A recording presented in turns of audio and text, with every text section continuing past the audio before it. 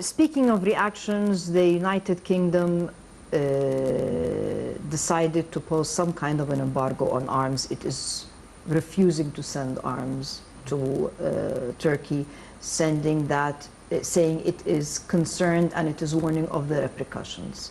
Do you think that this will lead to some kind of a domino effect in the European Union? Because we expect countries like France and Germany, which here I'm talking about the heavyweight countries in the EU, to take a reaction. Do you think this will happen? Yeah, they already did. Norway did, France and Germany said the same thing.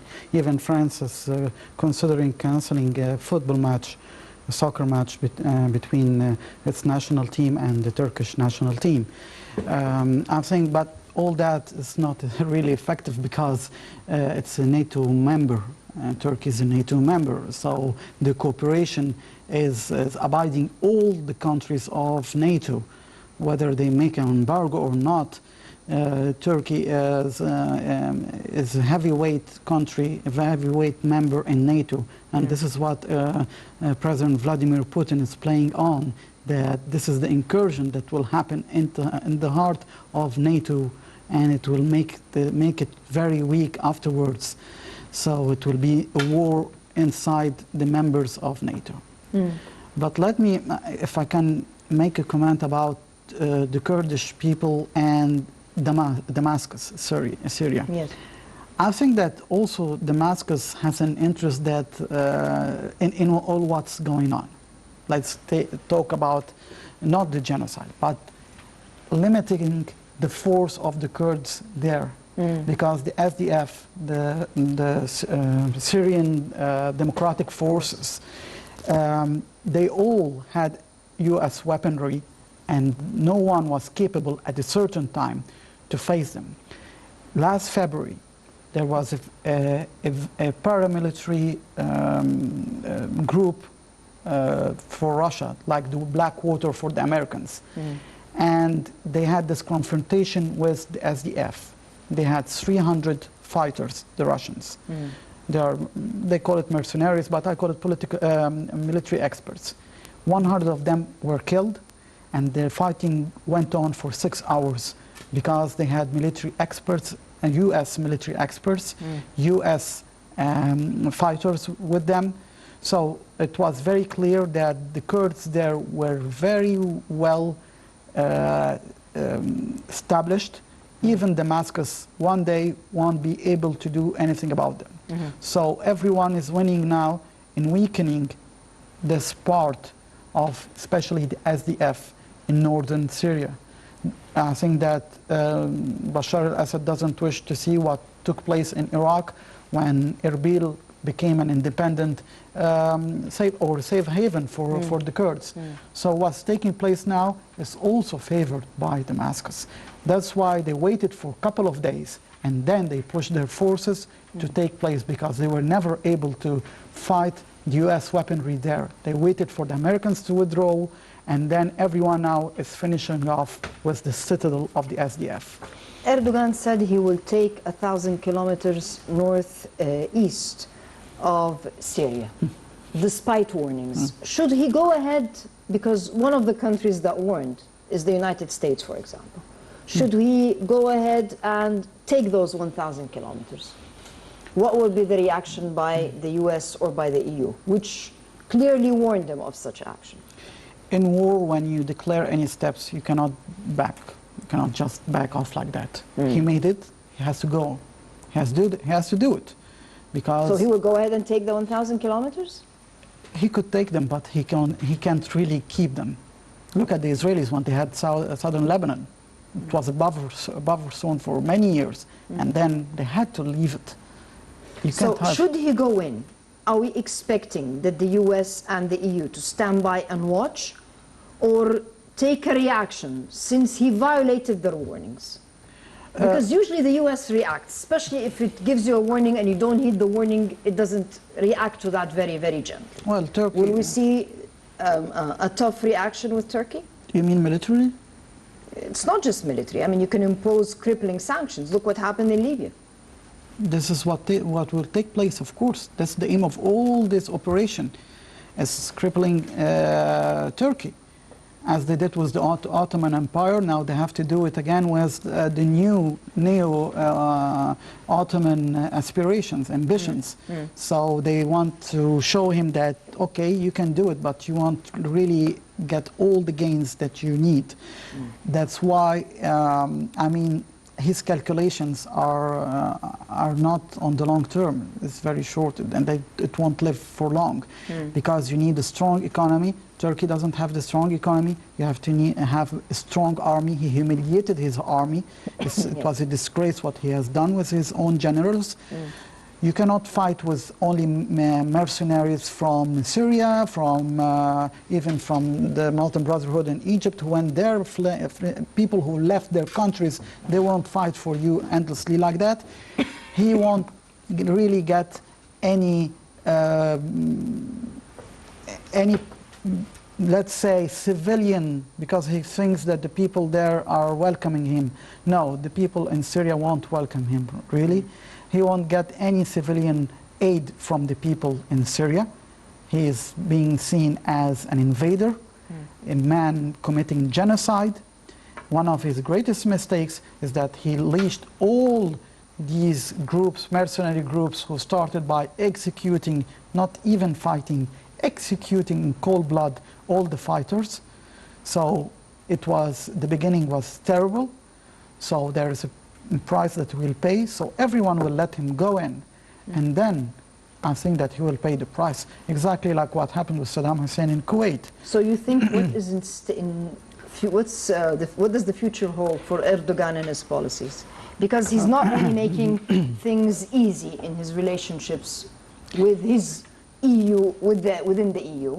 He's not making, definitely, he's not on good terms with our part of the world. So, and it seems that the US is not really going to be supporting him in the near future. What do you think will be the future of Turkey under Erdogan's leadership? Look, if, God forbid, I put myself instead of Erdogan's head, he thinks, he's not wrong about that, the EU is weak. So he's playing on this card. About the refugees, about the social, because as you said in your introduction, they always call about human rights and let's save the people who are living in misery. Well, if he will put all these refugees on the borders, they will have to accept them and take them, because they are the people who are saying we are the protectors of human rights. Okay. But they don't want any more refugees. There is a trend. I mean, we know that there is quite a strong movement in Europe against taking any refugees. And this is what President Vladimir Putin is betting on, that he would put this confrontation between Turkey and then the side politics of all the European countries with their own leaders, and then it will be an explosion. And then the EU will cripple. As he's doing now, he's destroying NATO. Vladimir Putin is one of the genius leaders that we're witnessing now in this arena, because the way that he's destroying the EU and NATO is a way that no one imagined. And he's using Turkey as the knife. That's why I'm telling you, no one will force Erdogan to leave northern Turkey, northern Syria, but they will let him spend huge amount of money, effort, time, and bad reputation there. And then I think that it could be an internal revolution that will sack him. Because first of all, when you have no army and then you push the remainings of this army into a war of attrition, I think that many generals in the army of Turkey are not happy with what they're doing. Even when Turkey was one of the strongest armies in the Middle East, they never committed this kind of incursion into Syria. It was quick, swift, they say quick war, and then they go back. No one advised the leaders, whether Suleiman Demirel or Turgut Özal, they never said, well, the generals never said we will go in. And they had the backing of NATO and Washington. They never did it. So now they're doing it. I think that the Turkish army inside, they're not happy. The economy won't live long. He's saying to the Europeans, you have promised us 3 billion euros and aid. If you won't pay, I will let him let them go, well, maybe they won't pay, and then we will see what will happen. It will be a humanitarian disaster, but he will be the source of it. The problem with Erdogan now is that he thinks that he could make the shift between the United States and Russia all the time. He thinks that Iran is an ally. Iran is not an ally. Iran is thinking about its own interest in this region, which is oil of the Gulf states. Yes. And that's it. And how to control the Straits of Hormuz and other parts of the Middle East. So it's not going to get into a battle over Syria? No one will do it. He has done what everyone has been avoiding doing it years since the eruption of the civil war in Syria. No one dared to go in a ground invasion. He went there. So they will leave him to do what he wants to do, and then he will be weakened very much on all levels. And let's not forget that he's still imagining that he has northern Cyprus controlling the oil, the gas fields, and then he will threaten Egypt, Cyprus, Greece. This will never happen. What about the Arab League? The role of the Arab League? I mean, this is really a catastrophe, a humanitarian catastrophe by all means. And to have hundreds of thousands fleeing, it really is not something that we are supposed to look at very, very simply. He has pushed his luck numerously. And what about our reaction? Because we cannot expect the UN to take any action when we are not doing it in our own backyard. Qatar said that they're welcoming the invasion. Imagine. They said they're supporting the action of the Turkish army, occupying another Arab countries. Well, we cannot really I mean, we cannot really put a lot of weight on their statements because their policies have always, unfortunately, been against Of course. the rest of the region. Of course, but they are working in a way or another to paralyze the action of the Arab countries. In a way, let me explain. Now, there is an empty seat for Syria in the Arab League. Yes, and this is, it has to be, we have to see Syria back in the Arab League by any means. But still, when you go into negotiations with the Arab countries, you have a country like Libya. Now they are divided, and we have to know who is with Syria and who is against Syria. You will have two votes in Libya, one for the recognition of Syria again, and the other no. Same thing with Yemen. This is what Qatar is doing. And now Tunisia, God knows what will happen there with the new elections. Yes. Well, the guy who is being elected now. So I think that things are being very shaky now. That's why President Abdel Fattah al-Sisi said from the beginning about that we have to strengthen the relations between Egypt and the Gulf states. The strategy of President Sisi is to make strong alliances with those who are really ready to fight for the cause. And then we will let other countries join in. Because now what we're witnessing in all the Arab League, well, everyone is divided, and this was prepared many years ago. And when Syria was kicked out, it was really, I don't think it was the good decision to do it, because at a certain time Syria was battling for its own sovereignty. It was obvious for everyone. So I think that the Gulf states now will agree that Syria should come back. I think that we will call upon the UN to try to find a resolution condemning Turkey. It won't be easy. Why won't it be easy? Since we have the Europeans are against what's happening, the United States is against what's happening, the Arabs definitely, most of them are against what's happening. Who is going to stand in favor of who that has weight, let me put it that way, is going to stand in support of what is taking place in Syria?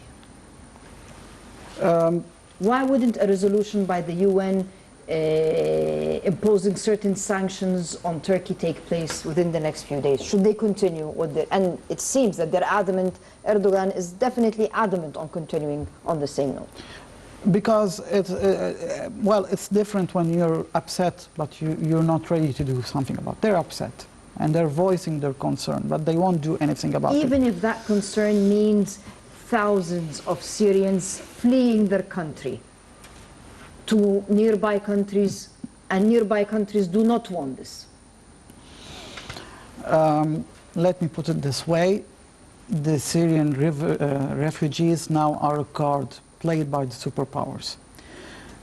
Meaning? The Americans and the Russians won't really mind that Europe go into a new disaster, humanitarian disaster with refugees.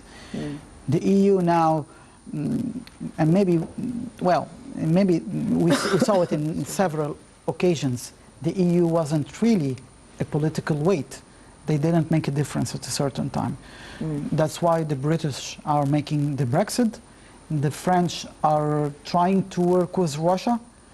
Angela Merkel, well, it's the problems of the refugees now, they have to deal with it. The Italians are now very, very upset with what's going on. The people, the populists are against the government, and the government wants to be along with the EU and doesn't work. So the EU now, the house is very shaky. So I think that both the United States and Russia are acting in a way that the EU will be destroyed through the gate But of Russia Ankara. is definitely keen on the sovereignty of Syria, and that power remains in the hand of Bashar al-Assad. It's in their interest. As I Or told, isn't it? it's in the interest of Russia that Russia controls. That's what can I say, that Russia controls. Well, it's not in Erdogan's plan to let Russia control, rather than... He has no choice. He has no choice. His air defense, as I said, are in the hands of Russia. His alliances now are with Russia. He's seeking to buy the MiG-29, the most sophisticated airplanes, because the Americans said you won't get the F-35, which Israel just got, and Egypt got the Rafale. Would Russia sell him the... As long as he's paying and he doesn't have pilots, why not? Well, he's working against their interests right now. Whose interest? Against Russian interests on Syria. Why? When Bashar sent his army, there was someone had to control the situation. It was the Russian military police. You're the king of the game. You're the game maker now. So he's controlling both sides. And he knows the limits of Erdogan. He knows that he won't get the F-35.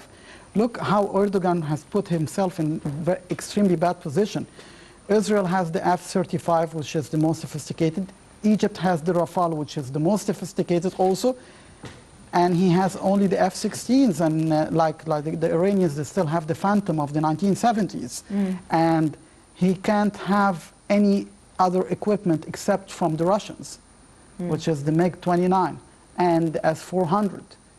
Can you imagine that you have no pilots, only air defenses, and air defenses are from another country, was computerized, controlled by Moscow, and then you don't have the airplanes sophisticated like Egypt and Israel in the region? It's disastrous.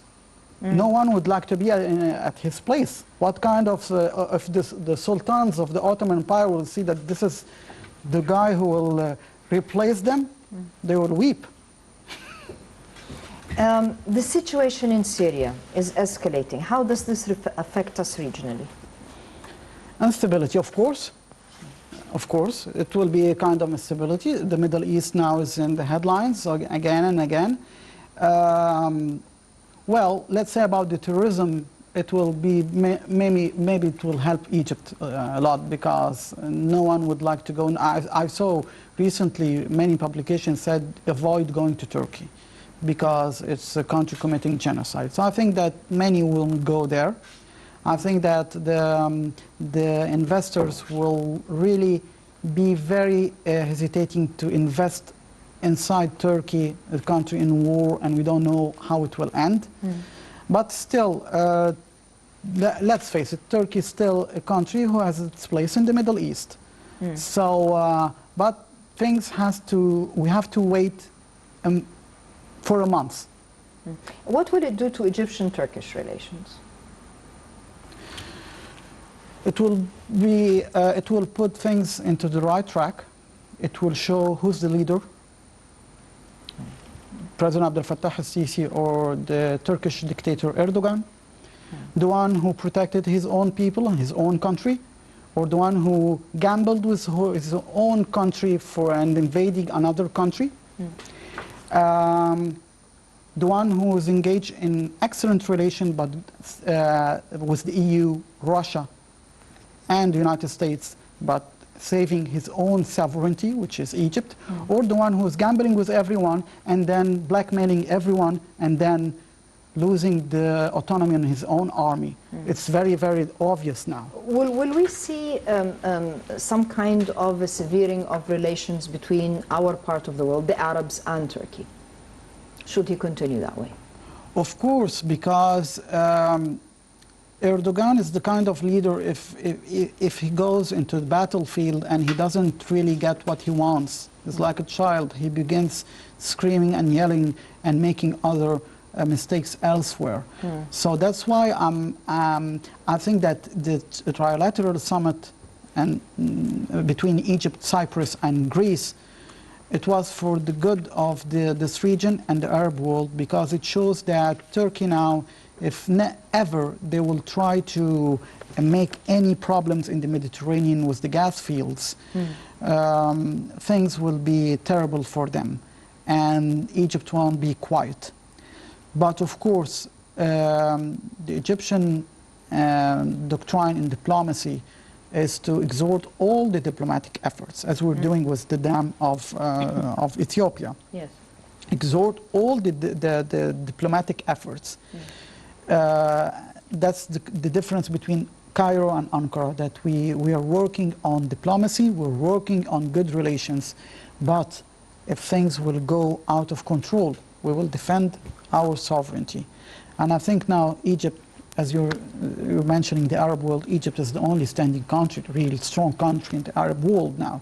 So I think that all the Gulf states will be with Egypt, and we will be, at that time, the ones who will determine the situation in the Middle East. Dr. Cherif Amir, thank you very much for joining us. Thank you. Let us hope that in the next few days some will see or some wisdom will come into certain actions, because at the end of the day it's innocent people really that are paying the price. Thank you for joining us. I'd like to thank you, the viewers. Wish you a very pleasant evening, and we'll see you same time next week. Until then, good night.